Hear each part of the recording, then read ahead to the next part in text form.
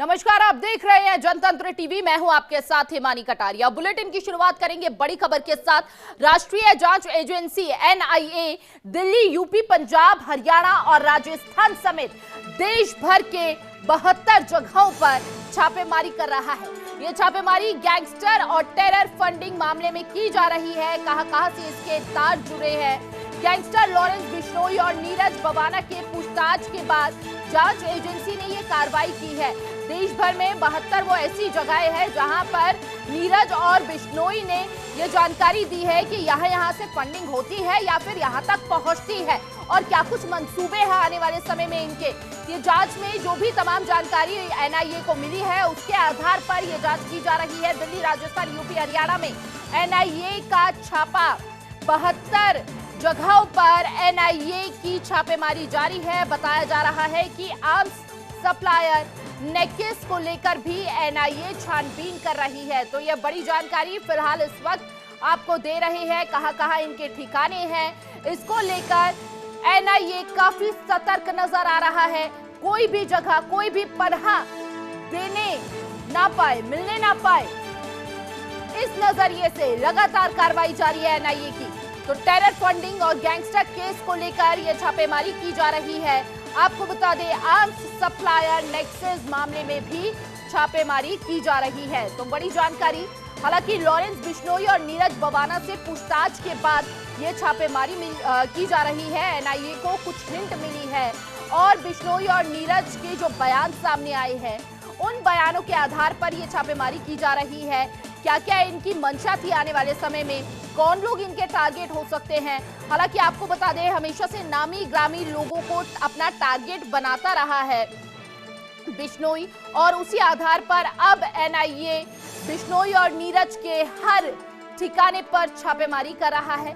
पूछताछ के बाद देश भर में 72 जगहों पर एनआईए की ये छापेमारी हो रही है। यानी कि इससे ये भी अंदाजा लगाया जा सकता है कि ये कितना बड़ा जाल है और ऐसे में एनआईए के लिए भी बड़ी चुनौतियां हैं, क्योंकि टेरर फंडिंग और गैंगस्टर केस को लेकर यह छापेमारी की जा रही है और ऐसे में 72 जगहों पर यह छापेमारी की जा रही है। यानी कि इन 72 जगहों पर किस तरह से फंडिंग पहुंचती थी और क्या कुछ इनके मंसूबे थे, इसको आधार बनाकर पूछताछ की जाएगी।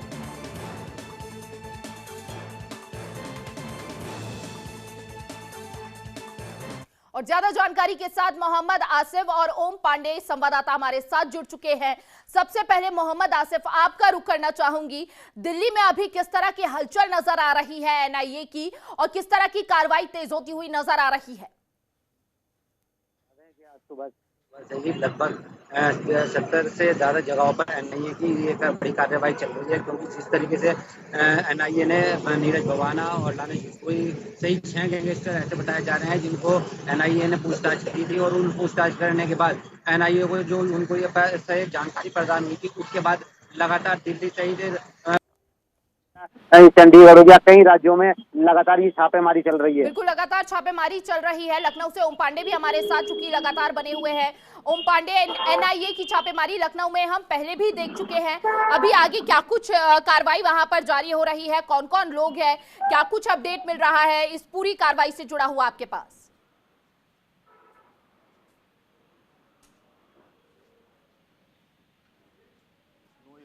को एनआईए ने जब पकड़ा था और उसके बाद से लगातार उससे जब पूछताछ की गई है, तो पूछताछ में तमाम ऐसे राज हैं जो उजागर हुए हैं, और यही वजह है कि एक साथ 72 स्थानों पर एनआईए की जो छापेमारी है वो लगातार जारी है। और ऐसे में यूपी, राजस्थान, मध्य प्रदेश सहित कई ऐसे राज्य हैं जहां पर लगातार जो है ये छापेमारी का सिलसिला जो है वो शुरू हुआ है। सबसे बड़ी बात यह है कि बिश्नोई और नीरज से इन तमाम चीज़ों को लेकर के पूछताछ हुई कि आखिर तुम्हें कैसे जो है पैसा मुहैया कराया गया और कैसे जो है तुम्हें आर्म्स जो है वो कैसे उपलब्ध कराए गए। और इन तमाम चीज़ों को लेकर जब पूछताछ हुई तो बड़े राज जो है वो आनंद बिश्नोई और नीरज ने उजागर किए हैं। सबसे बड़ी बात यह है कि टेरर फंडिंग को लेकर इसके पहले भी लगातार सवाल खड़े होते रहे हैं कि आखिर इन तमाम जो ऐसे टेररिस्ट होते हैं या तमाम जो ऐसे लोग होते हैं जो बड़े गतिविधियों को अंजाम देते हैं, उनके पीछे का राज क्या होता है, कैसे उन पर पैसा मुहैया होता है। तो कहीं ना कहीं उसको लेकर के अगर तमाम चीज़ों को लेकर बात की जाए तो इन तमाम चीज़ों पर जब पूछताछ की गई तो बड़े राज उजागर हुए हैं और इनमें तमाम मालूम चला है कि आखिर किस तरह से जो है अवैध फंडिंग जो है वो किस तरह से पहुंचाई जाती है, पैसा किस तरह से आया जाता है। इसी कड़ी में एनआईए जो है अब 72 स्थानों पर लगातार छापेमारी कर रही है। ये जरूर है कि यूपी में गुपचुप तरीके से छापेमारी का सिलसिला वो जारी है। अभी निकल के साफ आएगा कि आखिर एनआईए के इनपुट्स के आधार पर जो छापेमारी हुई है उनमें क्या क्या चीजें, किसको पकड़ा गया है, क्या गिरफ्तारी हुई है, अभी ये कह पाना थोड़ा जल्दबाजी होगी। क्योंकि जिस तरह से इनपुट्स के आधार पर जब एनआईए छापेमारी कर रही है, ऐसे में किन किन स्थानों पर लगातार जो है यूपी में कार्रवाई चल रही है वो अभी थोड़ा समय लगेगा, लेकिन ये यहाँ बड़ी छापेमारी के तौर पर इसे जरूर देखा जा सकता है। देखिए ओम पांडे, हमेशा से कोई भी टेरर हो उसको उत्तर प्रदेश में छुपने के लिए ठिकाना इसलिए भी मिल जाता है क्योंकि घनी आबादी वाला राज्य है और कई ऐसे शहर हैं जहां पर बेहद ज्यादा घनी आबादी है और ऐसे में उन्हें वहां पर पनाह मिल जाती है। खासकर ये है कि जो युवा होते हैं उनका ब्रेन वॉश करना बहुत आसान हो जाता है। तो पुलिस के लिए कितनी बड़ी चुनौती रहने वाला है उत्तर प्रदेश? देखिए, समझा जा सकता है कि 2024 का लोकसभा चुनाव है और ऐसे में ऐसे तमाम जो खलनकारी लोग हैं वो कहीं ना कहीं ऐसी गतिविधियों को अंजाम देते हैं। ये जरूर है कि इनपुट्स के आधार पर जब दोनों से पूछताछ हुई है तो कई ऐसी अहम चीजें, सुराग जो है वो एनआईए के हाथ लग चुके हैं। और अब अगर बात की जाए तो जो 72 जगहों पर छापेमारी एक साथ चल रही है उसमें तमाम इनपुट्स के आधार पर जब छापेमारी चलती है तो जाहिर सी बात कई ऐसी चीजें निकल करके साफ तौर पर आती हैं। और सभी को इस बात का अंदेशा था कि आखिर जिस तरह से लगातार टेरर फंडिंग को लेकर जो एक बड़ा हैंडलर जो अन्य देशों में बैठे होते हैं वो हैंडलर कैसे, किस माध्यम से जो है लोगों तक पैसा पहुंचाते हैं और वो पैसा किस जुड़े हुए हैं। ये जाल जो है कितना बड़ा है, चूंकि 72 जगहों पर एनआईए की छापेमारी है और मुख्य राज्य इसमें शामिल है जहां पर छापेमारी की जाएगी। इससे ये सीधे तौर पर अंदाजा लगाया जा सकता है कि जो बिश्नोई और नीरज है उन्होंने अपने बयानों में सीधे तौर पर इन राज्यों का नाम लिया होगा और कहा होगा कि ये ठिकाने हैं, यहाँ पर फंडिंग होती है, इस तरह से गतिविधियों को अंजाम दिया जाता है। मोहम्मद आसिफ चूंकि दिल्ली से हमारे साथ लगातार बने हुए हैं और ऐसे में उनसे जानना चाहेंगे कि जिस तरह से लगातार एनआईए की छापेमारी की जा रही है, हालांकि अगर 26 जनवरी की बात की जाए, 15 अगस्त की बात की जाए तो इससे पहले तमाम नाम ऐसे सामने आते हैं, त्योहारों से पहले कई नाम ऐसे सामने आते हैं जो कहीं ना कहीं टेरर फंडिंग में संलिप्त होते हैं और ऐसे में उनके तार जो होते हैं वो न केवल देश से बल्कि विदेशों तक से जुड़े होते हैं। लेकिन ऐसे में अब ये कितनी बड़ी चुनौती रहने वाला है दिल्ली पुलिस के लिए? क्योंकि लॉरेंस बिश्नोई और नीरज भवाना जिस तरीके से दिल्ली और दिल्ली के आसपास के जो राज्य हैं उनमें अपना सिंडिकेट को मजबूती दी है, उसको लेकर एनआईए की ये जो एक मुहिम है ये एक बहुत बड़ी मुहिम साबित होगी। क्योंकि एक साथ जितने बड़े स्केल पे ये 72 जगहों पे छापेमारी चल रही है वो कहीं ना कहीं अपने आप में देखने वाली बात होगी। क्योंकि जिस तरीके से एनआईए इनसे पूछताछ करी है, उनसे पूछताछ करने के बाद जो जानकारियां सामने आई है कि किन किन लोगों को, कौन कौन लोग थे जो इनको इन्हें आतंकी गतिविधियों में फंड मुहैया कराते थे या अन्य ऐसे जो गतिविधियां थी उनको जो फंड को इकट्ठा कराते थे, उसको लेकर क्योंकि एनआईए सहित दिल्ली पुलिस भी लगातार इसमें पूरी तरीके से लॉरेंस बिश्नोई गैंग का हमेशा से एक टारगेट रहा है नामी ग्रामी लोगों को अपना शिकार बनाना, निशाना बनाना, और उसका उदाहरण हम पहले भी देख चुके हैं, चाहे सिंगर मूसेवाला की हत्या हो या फिर सलमान खान को धमकी हो या फिर तमाम ऐसे नामी ग्रामी लोग हो जिनको धमकी दे चुका है लॉरेंस बिश्नोई। ऐसे में क्या कुछ अब आगे की इनकी मंशा थी, क्या कुछ प्लानिंग थी और उसी के शक के आधार पर अब ये ताबड़तोड़ छापेमारी एनआईए द्वारा की जा रही है? जी हाँ, जिस तरीके से लगातार इसके बाद एक बड़ी घटनाएं सामने आई है उसको लेके ही जिस तरीके से लॉरेंस बिश्नोई का जो नाम सुर्खियों में आया उसके बाद एनआईए ने जिस तरह से लगातार कार्रवाई करी है वो बहुत बिल्कुल, देखने वाली बात, चौंकाने वाली बात है। देखिए, क्योंकि कोई भी अप्रिय घटना घटित ना हो, शांतिपूर्वक माहौल बना रहे, इसीलिए एनआईए काफी सतर्क नजर आ रहा है और कहीं ना कहीं लॉरेंस बिश्नोई और नीरज के इशारों को समझ चुका है एनआईए। उसी के आधार पर यह ताबड़तोड़ छापेमारी की जा रही है। मोहम्मद आसिफ, आपका बहुत बहुत शुक्रिया तमाम जानकारी साझा करने के लिए। ओम पांडे, आप बने रहिए, आपसे आगे भी खबरों में हम जानकारी लेते रहेंगे। चलिए खबरों में आगे बढ़ेंगे। शिवसेना का नाम और चुनाव चिन्ह निर्वाचन आयोग ने एकनाथ शिंदे गुट को दे दिया है। चुनाव आयोग के इस फैसले के खिलाफ उद्धव गुट ने सुप्रीम कोर्ट में याचिका दाखिल की है। उन्होंने अर्जेंट बेसिस पर सुनवाई की गुजारिश भी की। उनकी मांग पर सीजेआई ने याचिका पर तत्काल सुनवाई से इनकार कर दिया। हालांकि सोमवार को इस पर सुनवाई होनी थी, लेकिन उसे सीधे तौर पर इनकार कर दिया गया। उन्होंने कहा कि याचिका को अर्जेंट मेंशन करने की एक प्रक्रिया है जिसका पालन किया जाना चाहिए। वरिष्ठ अधिवक्ता अभिषेक मनु सिंघवी ने सुप्रीम कोर्ट में चुनाव आयोग के आदेश का उल्लेख किया। इस पर सीजेआई ने कहा कि अर्जेंट मैटर के मेंशन का सिस्टम बनाया गया है, सबको उसे मानना पड़ेगा, इसीलिए उन्हें मंगलवार को आना चाहिए। दरअसल ये याचिका मेंशनिंग लिस्ट में नहीं थी, इसीलिए कोर्ट ने इसे मंगलवार को मेंशन करने के लिए कहा है। वहीं उद्धव गुट इस कोशिश में लगा हुआ था कि याचिका को तुरंत सुनवाई के लिए लिस्ट कर लिया जाए।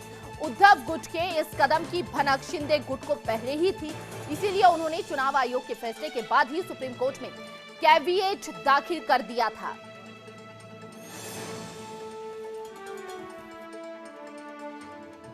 और इलेक्शन कमीशन द्वारा एकनाथ शिंदे को ये चिन्ह देने के बाद, असली शिवसेना पर मोहर लगाने के बाद कहीं ना कहीं उद्धव गुट में खासा नाराजगी देखने को मिली और ऐसे में आरोप प्रत्यारोप का दौर भी जारी हो गया। हालांकि अगर उद्धव गुट की बात की जाए तो लगातार तमाम गंभीर आरोप एकनाथ शिंदे गुट पर लगाते हुए नजर आए। वहीं अब शिंदे गुट ने भी अगला कदम उठाते हुए सुप्रीम कोर्ट में कैविएट दाखिल कर दिया था। तो शिवसेना में नाम सिंबल की लड़ाई थी और इलेक्शन कमीशन ने सीधे तौर पर इसकी पहचान जो थी वो एकनाथ गुट को दे दी थी, शिंदे गुट को दे दी थी, जिससे खासा नाराज उद्धव गुट ने सुप्रीम कोर्ट का दरवाजा खटखटाया। और ज्यादा जानकारी के साथ संवाददाता ममता हमारे साथ जुड़ चुकी है। ममता, देखिए, सीधे तौर पर शिंदे गुट को भनक लग गई थी कि उद्धव ठाकरे आने वाले समय में ऐसा कर सकते हैं या उद्धव गुट इस तरह का कदम उठा सकते हैं, सुप्रीम कोर्ट का दरवाजा खटखटा सकते हैं, इसीलिए उन्होंने पहले ही कैविएट दाखिल कर दिया। हालांकि पहले इसको विस्तार से आपसे समझना चाहेंगे और चूंकि आज इस पर सुनवाई भी है पूरे मामले पर, उसके बारे में भी चर्चा करेंगे। जी बिल्कुल हिमानी, देखिए, क्योंकि चुनाव आयोग की तरफ से एक बड़ा फैसला हुआ कि शिवसेना यानी कि उद्धव ठाकरे का जो चुनाव चिन्ह हुआ करता था तीर कमान, वो अब एकनाथ शिंदे गुट को मिल गया है। चुनाव आयोग ने नाम के साथ चुनाव चिन्ह भी एकनाथ शिंदे को दे दिया है और उसके बाद उद्धव ठाकरे ने एक याचिका सुप्रीम कोर्ट में दाखिल की और ये अपील की कि सुप्रीम कोर्ट इस पूरे मामले में जल्द से जल्द सुनवाई करे। हालांकि उससे पहले चुनाव चिन्ह मिलने के साथ ही एकनाथ शिंदे गुट को ऐसा लगा कि उद्धव ठाकरे चुनाव आयोग के खिलाफ सुप्रीम कोर्ट का रुख कर सकते हैं, लिहाजा एकनाथ शिंदे गुट की तरफ से कैविएट सुप्रीम कोर्ट में दाखिल किया गया, जिसमें यह मांग किया गया है कि जब भी इस पूरे मामले को लेकर यानी कि चुनाव आयोग की चुनौती वाली याचिका पर जब भी सुनवाई हो तो एकनाथ शिंदे का पक्ष भी सुप्रीम कोर्ट जरूर सुने। एकनाथ शिंदे पक्ष सुनने के बाद ही सुप्रीम कोर्ट कोई फैसला ले, इस तरीके की याचिका दाखिल हुई है। और देखा जाए तो उद्धव ठाकरे की तरफ से ये डिमांड की गई है कि क्योंकि मामला पहले से ही चुनाव आयोग जो है सुन तो रहा ही था, लेकिन सुप्रीम कोर्ट में भी लंबित था, तो ऐसे में सुप्रीम कोर्ट का कोई फैसला आया नहीं, उससे पहले चुनाव आयोग ने इतना बड़ा फैसला कैसे ले लिया। और इसी के खिलाफ उद्धव ठाकरे की ये याचिका सुप्रीम कोर्ट में है और देखना यही होगा कि सुप्रीम कोर्ट जब इस पूरे मामले में सुनवाई करता है तो क्या कुछ कहता है, क्योंकि उद्धव ठाकरे का ये सीधे तौर पर कहना था कि मामला तो सुप्रीम कोर्ट में लंबित है, लिहाजा चुनाव आयोग को इतनी जल्दबाजी किस बात को लेकर थी जो अचानक चुनाव आयोग की तरफ से फैसला सुना दिया गया है। हालांकि एकनाथ शिंदे का ये कहना है कि क्योंकि ये जो पूरा मामला है एकनाथ शिंदे के पक्ष में आ गया है, लिहाजा उद्धव ठाकरे को इस पूरे मामले को स्वीकार करना चाहिए। लेकिन देखा जाए तो कहीं ना कहीं बिल्कुल बिल्कुल ममता, देखिए, इस बीच आरोप प्रत्यारोप का दौर भी जारी हो गया क्योंकि करोड़ों का आरोप जो है वो सीधे तौर पर संजय राउत भी लगाते हुए नजर आए। बहुत बहुत शुक्रिया आपका ममता, तमाम जानकारी साझा करने के लिए। चलिए खबरों में आगे बढ़ेंगे। मारा गया कश्मीर में आतंक का सबसे बड़ा गुनहगार, यह बड़ी जानकारी। बशीर अहमद पीर पाकिस्तान में मारा गया है। भारत सरकार ने यूएपीए के तहत आतंकवादी किया था घोषित। हिजबुल मुजाहिदीन का संस्थापक सदस्य और नंबर 3 कमांडर इम्तियाज आलम उर्फ बशीर अहमद पीर पाकिस्तान में मारा गया है। इम्तियाज आलम की रावलपिंडी में गोली मारकर हत्या कर दी गई और इम्तियाज हमेशा से कश्मीर में आतंक फैलाने के लिए जिम्मेदार माना जाता रहा है। पिछले साल 4 अक्टूबर को केंद्र ने उसे गैरकानूनी गतिविधि अधिनियम के तहत एक आतंकवादी के रूप में नामित किया था। मूल रूप से जम्मू कश्मीर के कुपवाड़ा जिले के बाबरपोरा इलाके का रहने वाला है। इम्तियाज आलम पाकिस्तान के रावलपिंडी में रहता था। जानकारी के मुताबिक केंद्र सरकार की अधिसूचना में कहा गया कि पीर हिजबुल मुजाहिदीन लश्कर ए तैयबा और अन्य की गतिविधियों को आगे बढ़ाने के मकसद से हमेशा से कार्य करते रहे हैं और ऐसे में यह बड़ी राहत की बात भी भारत के लिए और साथ ही साथ पूर्व आतंकवादियों और अन्य कैडरों को एकजुट करने के लिए कई ऑनलाइन प्रचार समूहों में भी शामिल था।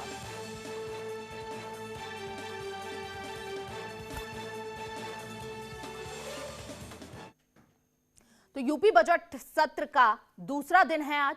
राज्यपाल के अभिभाषण पर आज चर्चा होगी। आज भी सत्र में हंगामे के आसार हैं। कल योगी सरकार पेश करेगी अपना बजट। तो ये बड़ी जानकारी फिलहाल इस वक्त आपको दे रही है। राज्यपाल के अभिभाषण के बाद आज उस अभिभाषण पर चर्चा होगी, लेकिन अगर आपको अभिभाषण के पहले दिन की जानकारी दे तो लगातार हंगामा होता हुआ नजर आया, जहां पे समाजवादी पार्टी के कार्यकर्ता और नेता जो हैं वो लगातार नारेबाजी करते हुए नजर आए। अभिभाषण शुरू होने से पहले ही लगातार राज्यपाल के खिलाफ उन्होंने नारे लगाने शुरू कर दिए। हालांकि इससे पहले सदन के बाहर लगातार हाथों में पट्टी लेकर नारेबाजी लगाते हुए नजर आए थे। और ज्यादा जानकारी के साथ ओम पांडे हमारे साथ बने हुए हैं। क्या कुछ जानकारी ओम पांडे, अभी किस तरह की हलचल, किस तरह की स्थिति बनी हुई है फिलहाल? देखिए, आज विधानसभा में सदन सत्र का जो है वो दूसरा दिन है और ऐसे में अगर बात की जाए तो आज जो है 11 बजे सदन जो है उत्तर प्रदेश में शुरू होगा। सबसे बड़ी बात यह है कि सबसे पहले कंडोलेंस पर शोक संवेदनाएं व्यक्त होंगी और उसके बाद बात की जाए तो जो कंडोलेंस निर्देश है वो पालन किया जाएगा और उसके बाद जो महामहिम राज्यपाल आनंदीबेन पटेल ने कल जो तमाम चीज़ें गिनाई थी उन पर आज कहीं ना कहीं जो है चर्चा होगी, उन पर कहीं ना कहीं बातचीत होगी। लेकिन सबसे अहम बात यह है कि जिस तरह से लगातार कल सभी ने देखा कि लगातार विपक्ष जो है वो तमाम ऐसी बातें हैं, तमाम ऐसे मुद्दे हैं जिनको लेकर के लगातार सदन में हल्ला बोल कर रहा था और आज भी तैयार नजर आ रहा है और सदन के हंगामे, सत्र के हंगामेदार होने के आसार आज भी बने हुए हैं, क्योंकि कल की तस्वीरें सभी के सामने थी। ओम पांडे आप बने रहिए, आपसे आगे भी खबरों में हम जानकारी लेते रहेंगे। चलिए, इस बीच बड़ी जानकारी, कांग्रेस नेता पवन खेड़ा के खिलाफ एफआईआर दर्ज की गई है। वाराणसी और लखनऊ में एफआईआर उनके खिलाफ दर्ज की गई है। पीएम मोदी के दिवंगत पिता का उड़ाया था मजाक। बीजेपी कार्यकर्ताओं ने मुकदमा कराया है दर्ज। लखनऊ के हजरतगंज में शिकायत दर्ज कराई गई है। प्रधानमंत्री नरेंद्र मोदी के पिता पर आपत्तिजनक टिप्पणी करना कांग्रेस नेता और प्रवक्ता पवन खेड़ा को महंगा पड़ गया। उनके विवादित बयान के बाद वाराणसी में दर्जनों की संख्या में बीजेपी कार्यकर्ताओं ने उनके खिलाफ मामला दर्ज कराया है। बीजेपी का कहना है कि इस तरह की बयानबाजी राहुल गांधी के इशारों पर की जा रही है। दरअसल पवन खेड़ा पीएम मोदी के संसदीय क्षेत्र वाराणसी पहुंचे थे। इस दौरान उन्होंने अपने संबोधन में प्रधानमंत्री मोदी का पूरा नाम बोलते हुए उनके पिता का नाम गलत बोल दिया। एक बार गलत बोलने पर उन्होंने सुधार किया, लेकिन इसके बाद फिर से गलत नाम लेकर तंज किया।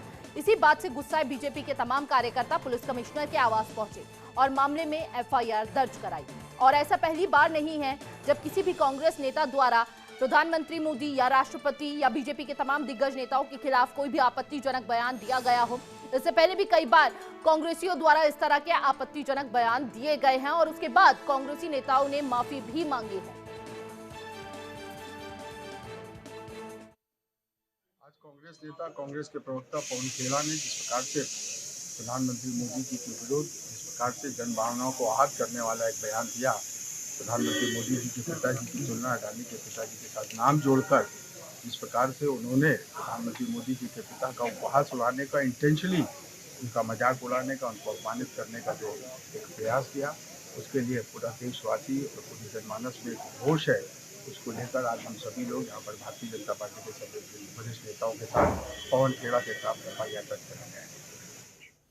और ज्यादा जानकारी के साथ संवाददाता ओम पांडे हमारे साथ लगातार बने हुए हैं। ओम, देखिए, इससे पहले भी इस तरह से आपत्तिजनक टिप्पणी जो है कांग्रेसियों द्वारा की जा चुकी है, चाहे वो राष्ट्रपति के खिलाफ हो या फिर आप प्रधानमंत्री मोदी के पिता के खिलाफ हो, लेकिन इसके पीछे उनकी मंशा क्या थी? हालांकि कांग्रेसी हमेशा से कहते आते हैं, जब भी इस तरह के बयान देते हैं कि टंग स्लिप हो गई थी, लेकिन ऐसे में ये पूर्ण रूप से नजर आ रहा है कि कोई भी तंज कसते हुए इस बात का जिक्र करना कहीं ना कहीं उनकी मंशा को दर्शाता है। क्या कुछ उनकी मंशा रही है इसके पीछे? देखिए हिमानी, राजनीति में जो निजी आरोप प्रत्यारोप कहीं ना कहीं राजनीति को शोभा नहीं देते हैं और लोकतंत्र को कहीं ना कहीं ये तमाम चीज़ें शोभा नहीं देती हैं। और ऐसे में अगर बात की जाए लोकतांत्रिक प्रक्रिया में, तो राजनीति पर आरोप और प्रत्यारोप लगते हैं, लेकिन निजी आरोप और प्रत्यारोप कहीं ना कहीं इस बात के सूचक हैं कि आपकी मानसिकता को जाहिर करते हैं। ऐसे में देश के प्रधानमंत्री नरेंद्र मोदी के लिए जिस तरह से पवन खेड़ा ने आरोप लगाया और उसके बाद तमाम बातें हैं, लगातार उसी शब्दों का उपयोग वो करते रहे। यही वजह है कि बीजेपी के नेता लगातार इस बात को लेकर नाराज थे। और लखनऊ की बात कही जाए तो लखनऊ में जो महानगर अध्यक्ष है मुकेश शर्मा, उन्होंने एक तहरीर जो है वो हजरतगंज थाने में दी और उसके बाद सुसंगत धाराओं में जो है उनके खिलाफ केस दर्ज किया गया है। लगातार बात की जाए तो बीजेपी के नेता इस बात को लेकर लगातार विरोध प्रदर्शन कर रहे हैं और उनके मन में रोष है, क्योंकि जिस तरह से देश के प्रधानमंत्री हैं और उसके साथ साथ बीजेपी, क्योंकि देश का और विश्व का सबसे बड़ी पार्टी के तौर पर देखा जाता है और अगर देश के प्रधानमंत्री हैं तो कहीं न कहीं शब्दों को मर्यादित में रहना चाहिए। लेकिन कांग्रेस की जो मानसिकता है, यूँ कहें कि जो बीजेपी का कहना है, जो बीजेपी आरोप लगा रही है कि कांग्रेस की मानसिकता है ऐसे शब्दों का प्रयोग करना, निजी आरोप लगाना। और यही वजह है कि जो महानगर अध्यक्ष हैं मुकेश शर्मा, उन्होंने साफ तौर से इस बात को कहा भी कि आखिर जिस तरह से इसके पहले भी लगातार वो निजी आरोप प्रत्यारोप लगाते रहे हैं और ऐसे में इस बात को कुंठित मानसिकता को दर्शाता है। और यही वजह है कि कांग्रेस को घेरने का पूरी तरह से उन्होंने आरोप लगाया। उन्होंने कहा कि पवन खेड़ा जिस तरह से बयान दे रहे हैं, जिस तरह से उन्होंने अमर्यादित शब्दों का प्रयोग किया है, कहीं न कहीं इसमें सभी कांग्रेसियों की मिली भगत है। और यही वजह है कि इस तरह की उनकी मानसिकता, इसी तरह की उनकी मर्यादा जो है वो सामने निकल के आई है कि आखिर उनकी क्या मानसिकता है। और यही वजह है कि अगर बात की जाए तो लगातार उन पर एफआईआर दर्ज की जा रही है। बनारस के बाद लखनऊ में भी उनके खिलाफ एफआईआर दर्ज कर ली गई। बिल्कुल ओम पांडे, देखिए, दर्जनों एफआईआर जो है उनके खिलाफ इस बयान के बाद दर्ज कर ली गई है, लेकिन ऐसे में क्या अभी तक पवन खेड़ा द्वारा कोई प्रतिक्रिया सामने आई है? क्या कोई माफीनामा सामने आया हो? देखिए हिमानी, अगर बात की जाए जिस तरह से पवन खेड़ा ने बयान देने के बाद लगातार जो है मीडिया ने उन्हें संपर्क साधने का जरूर प्रयास किया है, लेकिन अब सबसे बड़ी बात ये देखने वाली होगी कि क्या कांग्रेस की तरफ से इस विषय पर क्या वक्तव्य आता है, क्या उनकी तरफ से बयान होता है, क्या वो उनके पक्ष में दिखाई देते हैं या साफ तौर से उनका निजी बयान कहते हैं। इस पर सभी की निगाहें बनी हुई हैं। लेकिन पवन खेड़ा की बात कही जाए तो अभी उनकी तरफ से किसी भी तरह का बयान सामने नहीं आया है। कांग्रेसियों को यह समझना बहुत जरूरी है, कहीं ना कहीं इस तरह के बयान जो हैं खुद कांग्रेस को नुकसान पहुंचाते हैं। चुनावों से पहले भले ही कांग्रेसी नेता जो है इस तरह की बयानबाजी अक्सर करते रहते हैं, लेकिन इसका खामियाजा भी उन्हें भुगतना पड़ जाता है। ओम पांडे, बहुत बहुत शुक्रिया आपका तमाम जानकारी साझा करने के लिए। सिंगर सोनू निगम से मारपीट का मामला सामने आ रहा है। एक लाइव शो के दौरान सिंगर के साथ कुछ लोगों ने धक्का मुक्की की, जिसमें उनके उस्ताद के बेटे रब्बानी खान को चोट आई है, जिन्हें इलाज के लिए अस्पताल भेजा गया है, जहां से उन्हें बाद में घर भेज दिया गया। वहीं मामले को लेकर सोनू निगम ने चैम्बूर थाने पहुंचकर शिकायत भी दर्ज कराई इस पूरे मामले को लेकर, जिसके बाद पुलिस मामले की जांच में जुट गई है और धक्का मुक्की करने वालों की पहचान कराई जा रही है।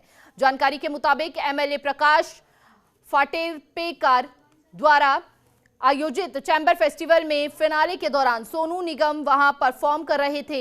आरोप है कि इसी दौरान विधायक के बेटे ने पहले तो सोनू के मैनेजर सायरा संग बदतमीजी की और फिर बाद में जब सोनू निगम स्टेज से नीचे आ रहे थे तो उन्होंने पहले सिंगर के बॉडीगार्ड को धक्का दिया और फिर सोनू को भी धक्का मारा। हालांकि इस धक्का मुक्की में उनके उस्ताद के बेटे रब्बानी खान स्टेज से नीचे गिर गए, जिससे उन्हें कई चोटें आई हैं।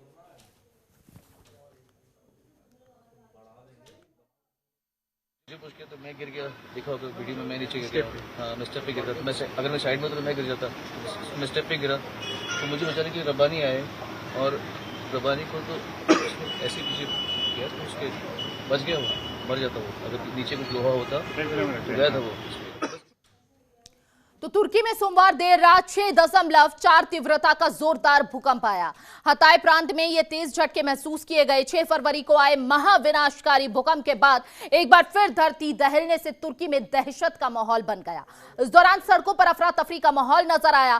फिलहाल कितना नुकसान हुआ है यह स्पष्ट नहीं हो पाया है। हालांकि बताया जा रहा है कि कई इमारतों में दरारें आई हैं। दरअसल 2 हफ्ते पहले ही तुर्की और सीरिया में भूकंप के जोरदार झटके महसूस किए गए थे, जिसमें 45,000 से ज्यादा लोगों की मौत हो गई थी।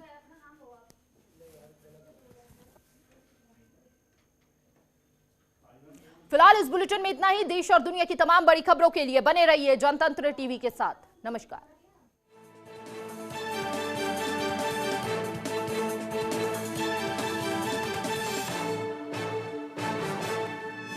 आप देख रहे हैं जनतंत्र टीवी।